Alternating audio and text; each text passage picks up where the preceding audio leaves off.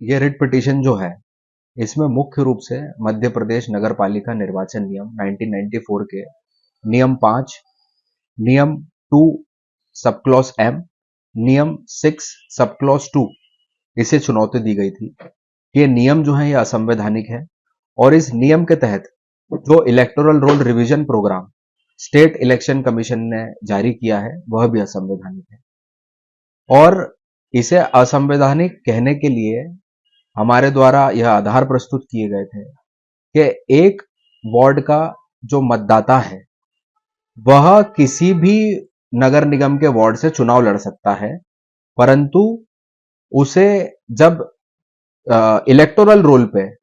दावा आपत्ति फाइल करने की बारी आती है तो उसे अधिकार सिर्फ यह दिया गया है कि वो अपने ही वार्ड की मतदाता सूची के संबंध में दावा आपत्ति फाइल कर सकता है। तो जब एक वार्ड क्रमांक 20 का मतदाता वार्ड क्रमांक 50, वार्ड क्रमांक 60, 65 किसी भी वार्ड से चुनाव लड़ सकता है,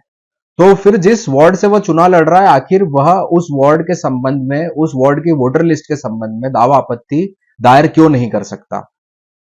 वोटर लिस्ट के शुद्धिकरण के लिए। यह मुख्य रूप से हमने इसमें प्रश्न उठाया। दूसरा प्रश्न यह उठाया कि जिन मतदाताओं के नाम जोड़े जाने के संबंध में आवेदन रजिस्ट्रीकरण अधिकारी के समक्ष प्रस्तुत होता है, उन दावों के संबंध में आपत्ति दायर करने का प्रावधान नियमों में नहीं है, परंतु यह प्रावधान विधानसभा चुनाव के संबंध में और लोकसभा चुनाव के संबंध में संरक्षित किया गया है। तो आखिर लोकल इलेक्शंस जो हैं,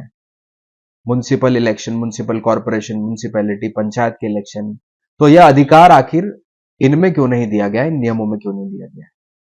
तीसरा मुख्य रूप से प्रश्न यह उठाया गया कि इस पूरी प्रोसेस में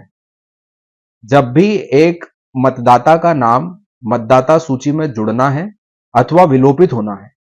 दोनों ही प्रकरणों में एक लीगल प्रैक्टिशनर का अधिकार, right to represent his client, वह संरक्षित नहीं किया गया है और यह स्पेसिफिकली कहा गया है कि कोई भी लॉयर इन प्रोसीडिंग में पार्टिसिपेट नहीं कर सकता, जो कि पूर्ण रूप से असंवैधानिक है। क्योंकि जब एक नागरिक के फंडामेंटल राइट्स के संबंध में क्वेश्चन डिसाइड किया जा रहा है अधिकारियों के द्वारा, right to vote is a right to part of freedom and expression under article 19(1) है, तो जब इतना मुख्य और इतना महत्वपूर्ण प्रश्न